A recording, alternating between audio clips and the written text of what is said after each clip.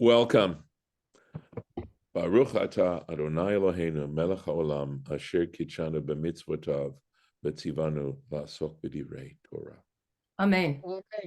Thank you. And of course, we are doing our Genesis, going back to Bereshit, that first chapter, and literally that first chapter, and working on it with going back to that particular place. Let me find our place. Right, we go back here. Here we are. So we had done the very last verse in chapter 1. I'll just go over it one more time. Vayar Elohim et kol asher asa. God saw everything he had done or made.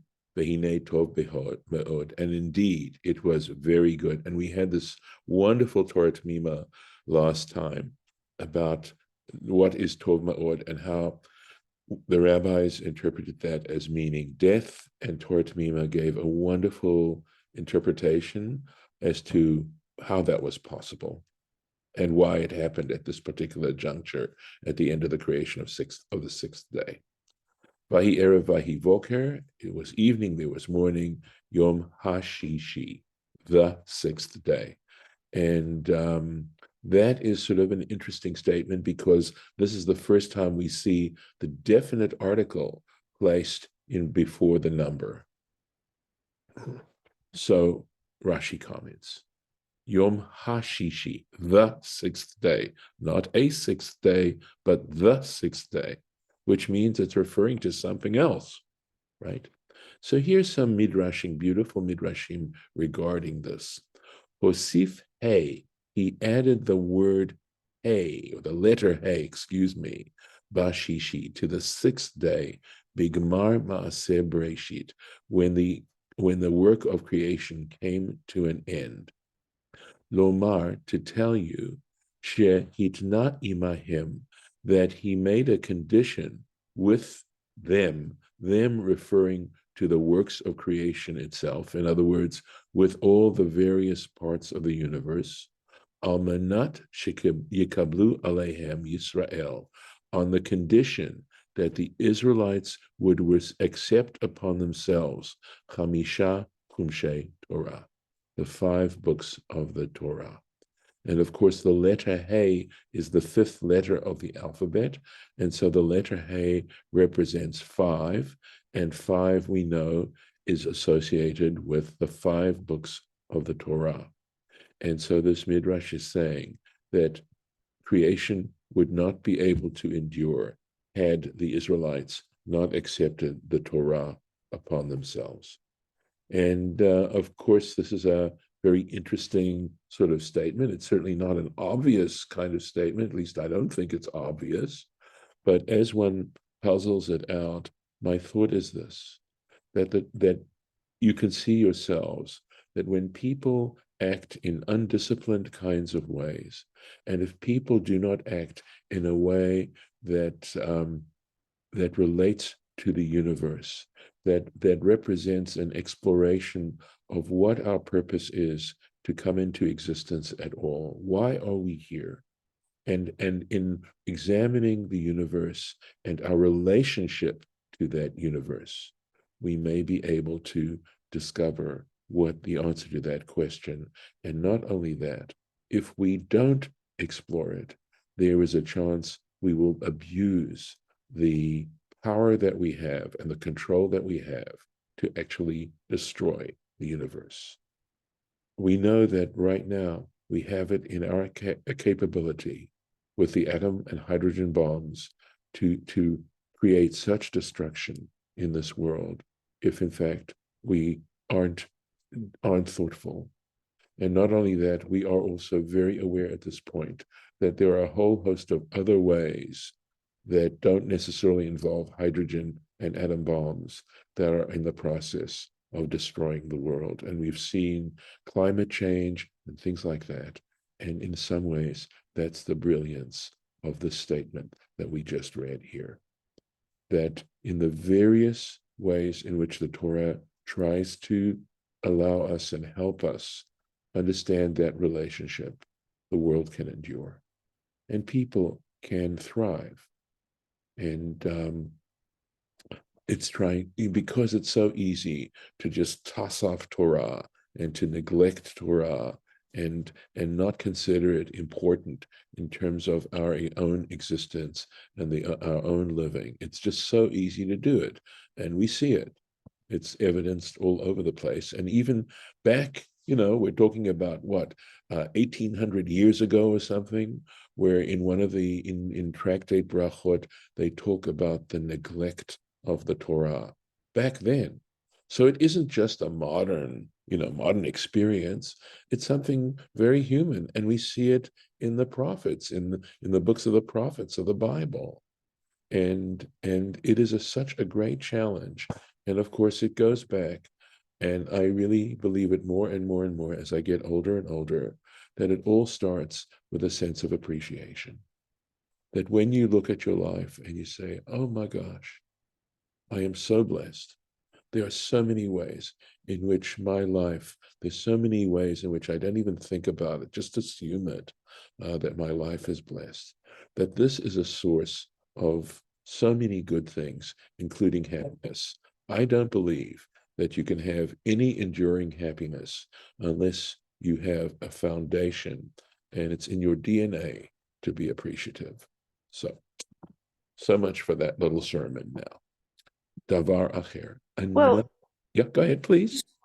it's in your DNA is like saying, but also the nature of the world is perfect, but can be corrupted by human behavior. Mm-hmm. So there's no separation, either earthly or personally, of nature and nurture in terms of what happens ultimately and whether things are healthy, whether your attitude's healthy, whether the earth is healthy.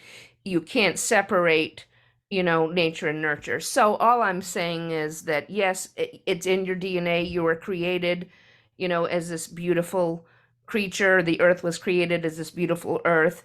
And if it's getting to the point where we're messing things up, we need some inner work to be able to get back to what God gave us and to appreciate what God gave us. Right. And of course, the challenge very often is when we face serious adversity, right? And somehow to be able to see these things nevertheless as part of a divine plan and part of what challenges us, perhaps to bring out the best of us. Sometimes, situations that involve adversity bring out more creativity and more and some of the most beautiful elements that human beings are capable of dealing with, such as illness or mental illness or birth defects and things that have required human ingenuity and creativity and showing care, etc., etc.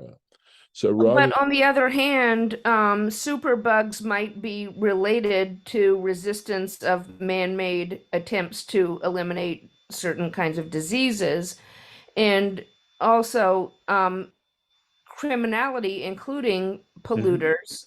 mhm, Um, mhm, and greed and mass murders and all kinds of criminal behavior comes from the corruption that I was referring to of what was once a beautiful, innocent child with potential of yes. wonderful blessings. Agreed. No, Lauren, good point. And if I wasn't covering that, I really appreciate it.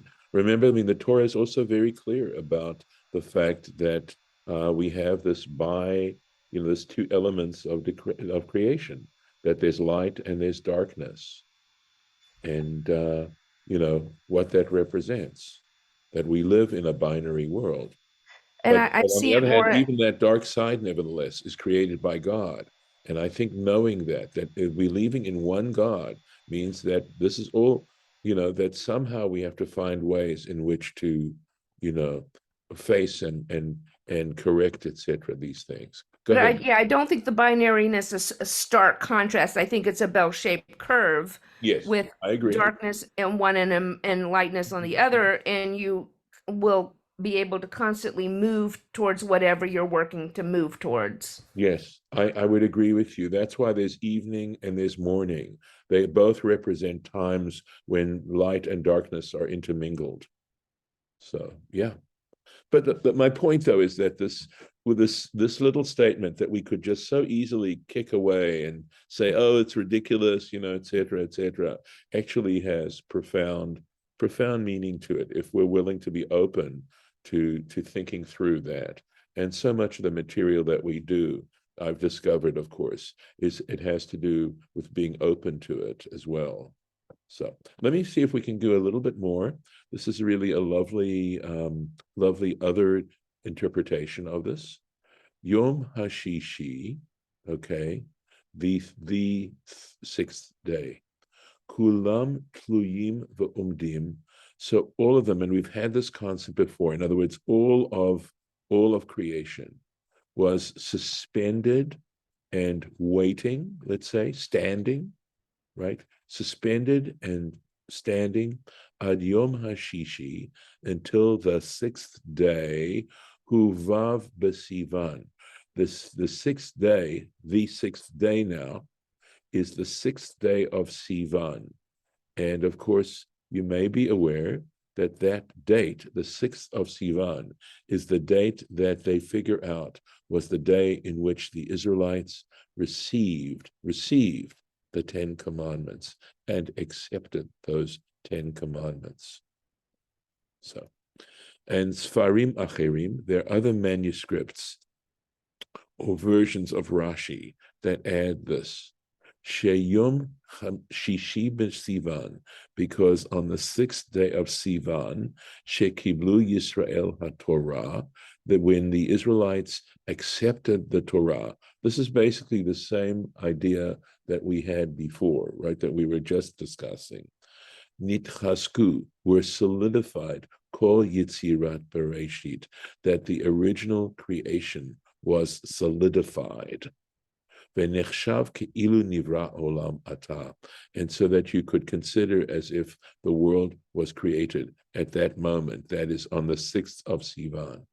And again, this is saying such a profound point about where our hearts are and to the degree to which we're willing to get past this ain't no one gonna tell me what to do attitude.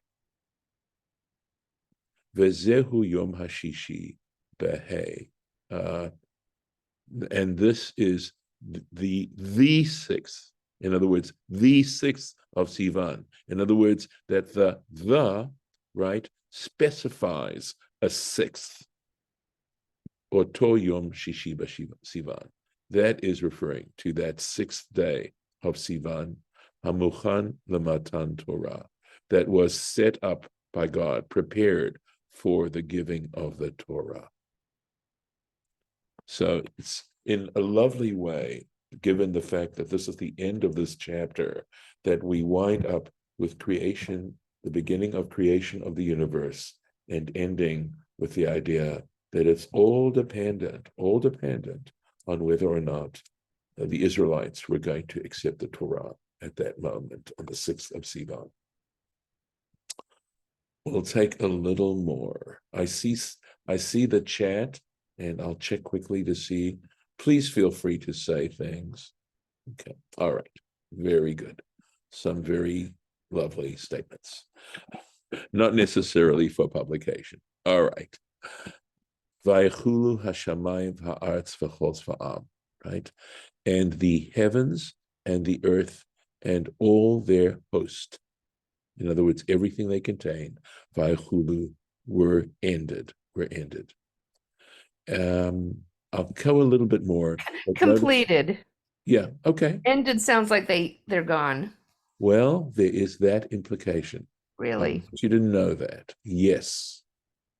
Vaychal has that meaning of not just completed, but also to say they're ended is complete. It gives that other meaning to completed. Yes. Vaychal Elohim bayom hashvi'i, and God ended on the 7th day, or completed on the 7th day, melachto asher asa, his work which he had made.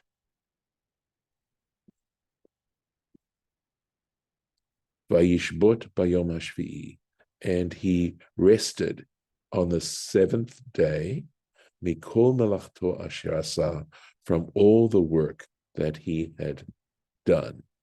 Okay, So, or he ceased on the seventh day. He Shabbos. Yes. Basically the word Shabbat has to do with cessation of labor. And we'll go into the Rashi here. So, first of all, we talked about the sixth day, and now we're talking about the seventh day. And so my question is, why is this the beginning of chapter 2? Why isn't this a completion? Why isn't this an additional? Why aren't we continuing with chapter 1? And it seems to me, by the way, the chapters were introduced into, when you pick up a Sefer Torah, you don't see verses and you don't verse numbers and you don't see chapter numbers, etc. The chapters were introduced later by Christians, but we've accepted them into the way in which we identify verses in the Torah. Okay. So that's one point.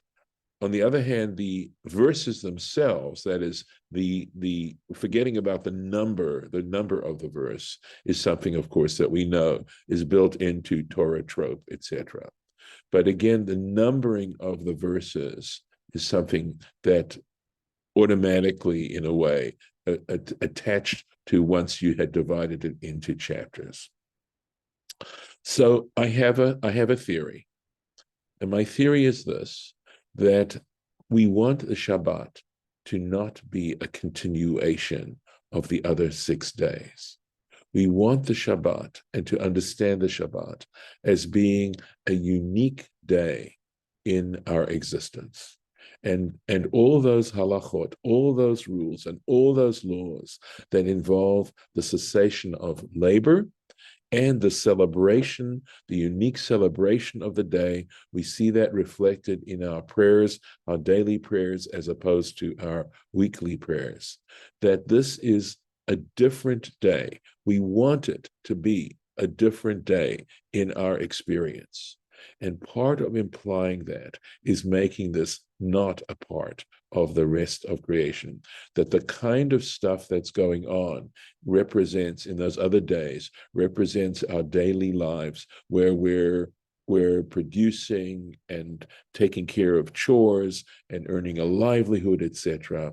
And on every 7 days on this Shabbat, we have made our preparations on these other 6 days, and we celebrate on the 7th day and cease from that kind of stuff. But Yeah, go on. but later on, it's introducing the creation of people Mm-hmm. again. Now the Mm-hmm. Shabbat's created. Now they technically were already created before Shabbos, but Yes, later on, it's as if they weren't created, and a new creation story of people is introduced in correct. in a few lines, Yes. and those people then would not have experienced this for Shabbos and couldn't, so it's kind of interesting because I think the first Shabbos is the most important Shabbos because it was God's Shabbos, and all our Shabboses are more symbolic. But um, the people who were created, I guess, before, in a sense, the Shabbos, maybe had some partaking of that, but it's as if then now people are being, I mean, I know that's like a billion questions there and a billion hours of answers and partial answers, but it just Okay, let me address it. It's not the same. It's not a continuation. It is a different lens on creation. You can see from the style of what we're doing, and it will actually end in the middle of a verse. Okay. And I'll explain it. I won't explain that today. I'll explain that when we get to the verse. But here we're talking about a grand view of creation. And later on, we're going to be looking at the specific creation of human beings. And it's not a continuation of this particular story. It's a different story. And because it has a different point to make. It's not a contradiction. It is simply a different perspective, and looking at it say in a different kind of lens, I think is helpful. So it does refer to the same creation of people as mentioned earlier? Correct. But there, and I think Rashi even says, but here now the Torah is going into detail. And the emphasis you'll see is implied in the way the stories are described. You'll see. I don't want to spoil that moment right now. Okay.